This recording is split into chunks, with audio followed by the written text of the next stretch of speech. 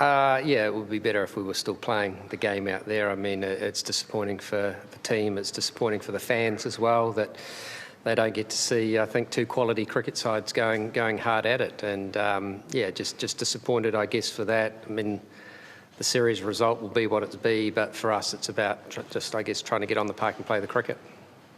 How did you feel things were placed out there when it was eventually called off like that? Well, probably reasonably even. I mean, we obviously want to try and take wickets if we can early and put India under a bit more pressure.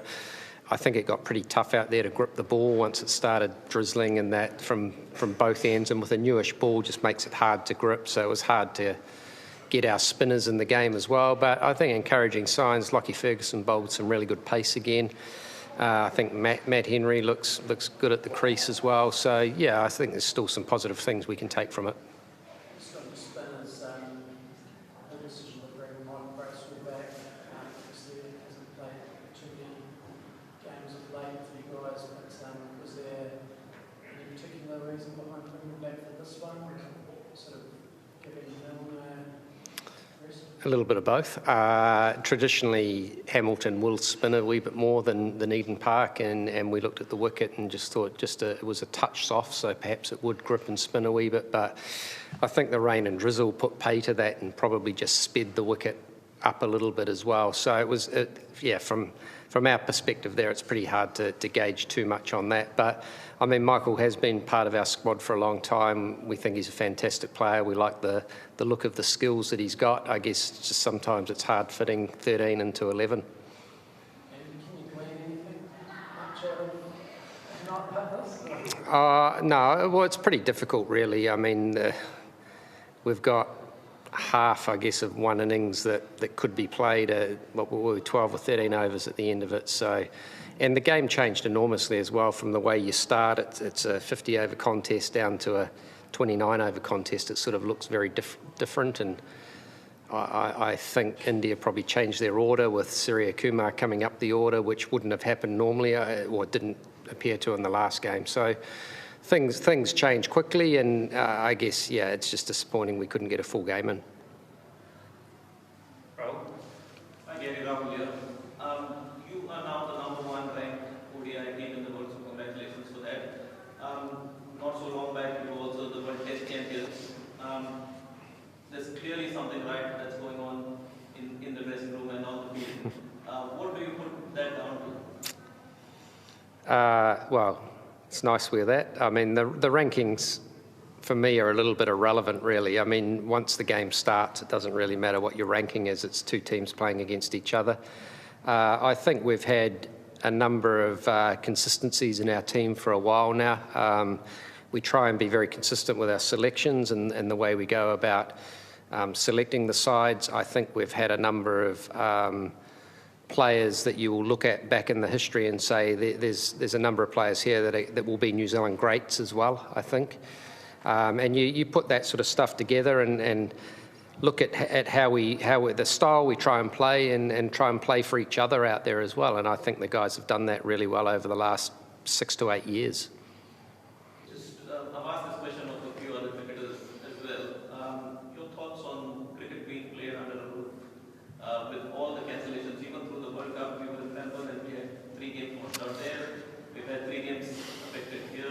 What are your thoughts on playing cricket under a roof? The economics of it all involved. Yeah, very difficult in New Zealand because we haven't got any grounds to be able to do that. So I guess if there are grounds available, then it has to be considered. I think as a spectacle, though, we still consider cricket to be played as an outside game and played in the sun as much as we can. So I think you still want to be able to make that happen wherever possible. Can you tell me something from a coach's point of view when you have a captain like Ian Williamson, or if there's any senior player, you think that they are legends of the game and suddenly in T20 format strike it. So as a coach, how difficult is it a catch-22? How you communicate if you think that no, maybe captain or senior player doesn't deserve a place in this particular format? How do you communicate? Because that's a very difficult, awkward situation to be in as a coach. I think the key thing is you are honest with the player, and you can just hold your integrity and can be honest with them around where you see them being at any given time. And I know there's been a lot of chat around a number of players around the world in their T20 game, but in my opinion, many of the wickets we play on, it isn't just about a game of crash bash the whole time. There's still, and I think the World Cup in Australia actually showed that on a number of occasions. The batsmanship side of it still comes into it, and I think when in our T20 side we have a couple of players with Devon and Kane, you would probably put in that more batsmanship, crafting an innings type style as opposed to just going in there and crash bash from ball one. There's still a place for those players in my opinion. But the same kind of criticism was leveled against both teams, India and New Zealand, the way they played in the semi-finals. They were a little too conservative, just because it has worked for them in the initial part of the Australian conditions when rain was playing its part of pitches, and suddenly you come across a flat wicket and you don't know.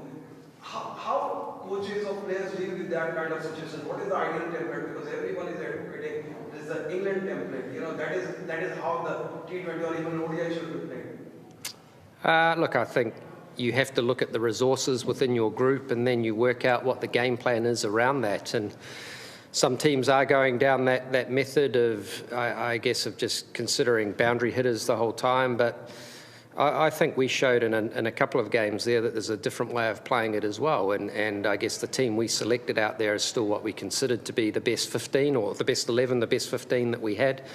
And I think for us, that's still the way that we were playing the game. That may change again. We have to keep addressing that. And you're right, we have to keep reviewing our style of play and making sure that we keep up with the play and we keep up with the trends of the game. But it's more than just batting in T20 cricket. It's also your bowlers. And I thought in that semi-final, Pakistan bowled exceedingly well at us. And we still had a score that potentially was defendable. We didn't start our best with the ball that game either. My final question, Gary. What about Suryakumar Yadav? He makes us, as even the likes of Glenn Maxwell, some of the commentators are saying that he makes it ridiculously easy. Yeah, he does. He makes it look terribly easy at times, and he's hard to, I think, bowl to because he can access both sides of the ground.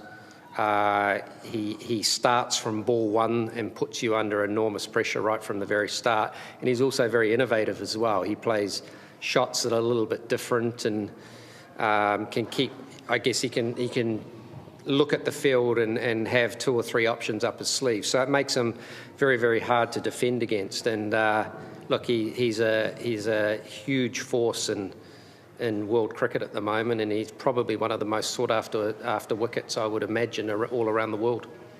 All right, guys. Thanks very much. Thanks, Gary. Cheers.